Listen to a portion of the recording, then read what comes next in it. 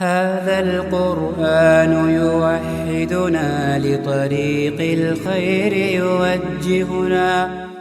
قرآن کریم اور احادیث طیبہ کی روح سے مسجد کے آداب میں سب سے پہلا ادب جو ہمیں واضح طور پر معلوم ہوتا ہے وہ یہ کہ مسجد کے محل وقوع اور مسجد کے ارد گرد اور مسجد کے دائیں بائیں سامنے آمنے کسی بھی مقام اور کسی بھی جگہ سے بدبو اور شور شرابے کا تصور نہ ہو. یہ مسجد کے بنیادی آداب میں سے ہے. یاد رکھیے، اگر مسجد جو کہ اللہ کا گھر ہے اور اس کی ایک عظمت ہے، اس کی ایک غیر معمولی شرعی اہمیت ہے، اسلام اور شاعر اسلام کی ممتاز اور نمایاں ترین علامت ہے. اللہ رب العزت نے مسجد کے بارے میں ارشاد فرمایا وَأَنَّ الْمَسَاجِدَ لِلَّهِ فَلَا تَدْعُوا مَعَ اللَّهِ أَحَدًا. فرمایا مساجد اللہ کے لیے مختص ہیں، یہ اللہ کا گھر ہیں. مسجدیں بیت اللہ کی بیٹیاں ہیں. مسجدیں بیت اللہ کی عزت، عظمت، ادب اور احترام اپنے اندر رکھتی ہیں. مسجدوں کا شریعت میں غیر معمولی مقام اور مرتبہ ہے. حضرات فقہائے کرام نے یہاں تک مسئلہ لکھا ہے کہ کسی بھی بستی، کسی بھی ملک، کسی بھی اسٹیٹ، کسی بھی ریاست کے مسلمان ہونے یا غیر مسلم ہونے کی علامت کیا ہے.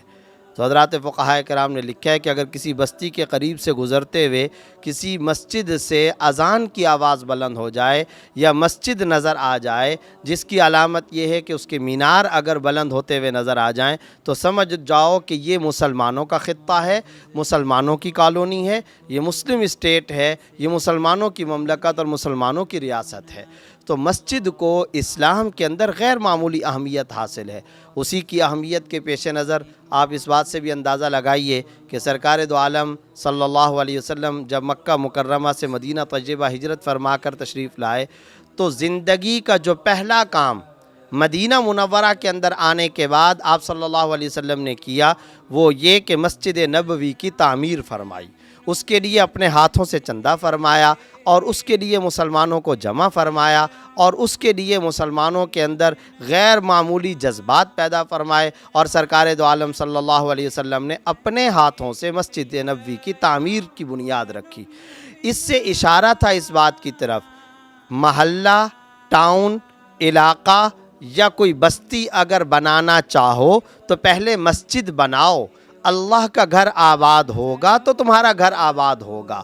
بستی اسی طریقے سے آباد ہوگی کہ پہلے خدا کا گھر آباد ہونا چاہیے، اللہ کا گھر آباد اور تعمیر ہونا چاہیے. اس کی برکت سے مسلمانوں کے گھر، مسلمانوں کے بیوت اور مسلمانوں کے تمام املاک محفوظ بھی ہوں گی، پرامن بھی ہوں گی اور مسلمانوں کی اجتماعی طور پر ذہنی تربیت دینی کا بھی اہتمام ہوگا.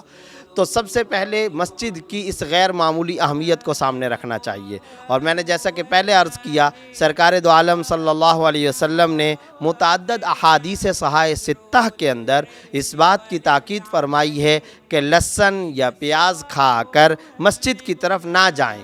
کیوں؟ اس لیے کہ مسجد کے اندر جو نمازی موجود ہیں انہیں تمہیں منہ کی بدبو اور تکلیف کا سامنا نہ کرنا پڑے. یہ مسجد کے آداب ہیں. ایک حدیث ترمذی میں فرمایا مسجد کی طرف رخ کر کے تھوک نہ پھینکا کرو. اسی طریقے سے حدیث کے اندر ممانعت کی گئی کہ مسجد کی طرف رخ کر کے پیشاب کرنے سے ممانعت ہے. تو یہ سارے کے سارے آداب متعدد احادیث طیبہ میں سرکار دو عالم صلی اللہ علیہ وسلم نے بیان فرمائے ہوئے ہیں. اب آج کی گفتگو میں جس اہم ترین، غیر معمولی، ضروری اور مؤکد ترین مسجد کے شرعی حکم سے متعلق بات کرنی ہے وہ یہ کہ مسجد کا ارد گرد کا ماحول ایسا ہونا چاہیے کہ اس میں شور شرابہ نہ ہو، نمازیوں کو اذیت نہ پہنچے. قرآن کریم کے اندر اللہ رب العزت نے سورۃ البقرہ کی آیت نمبر 114 میں ارشاد فرمایا وَمَنْ أَظْلَمُ مِمَّنْ مَنَعَ مَسَاجِدَ اللَّهِ أَنْ يُذْكَرَ فِيهَا اسْمُهُ وَسَعَىٰ فِي خَرَابِهَا. اس سے بڑا بدبخت، اس سے زیادہ ظالم ترین انسان کون ہو سکتا ہے جو لوگوں کو مسجد میں جانے سے روکے اور مسجد کو ویران کرنے کے اندر اپنی کوششیں اور ایکٹیویٹیز اور سرگرمیاں آباد رکھے کہ ہر وقت وہ اس کوشش کے اندر لگا ہوا ہے مسجد ویران ہو جائے، مسجد کے اندر آبادی کم ہو، مسجد میں نمازی کم سے کم جائیں. اللہ رب العزت کی نظر میں اس سے زیادہ ظالم اور بدبخت انسان کوئی نہیں ہو سکتا. آپ حضرات کو پتہ ہونا چاہیے اس آیت کی تشریح میں حضرات محدثین و مفسرین کرام نے یہ بھی لکھا ہے کہ اگر کسی خطے کے اندر مسلمانوں کو مسجد بنانے اور مسجد کے اندر نماز پڑھنے سے منع کیا جائے تو ان لوگوں کے خلاف جہاد بھی فرض ہو جایا کرتا ہے۔ گویا کہ مسجد کے وجود کی وجہ سے جہاد کا حکم آتا ہے، مسجد کی وجہ سے مسلمانوں کی تربیت ہوتی ہے، مسجد کی وجہ سے نماز کی ادائیگی اور عبادت کا اہتمام اس کے ذریعے سے ہوتا ہے۔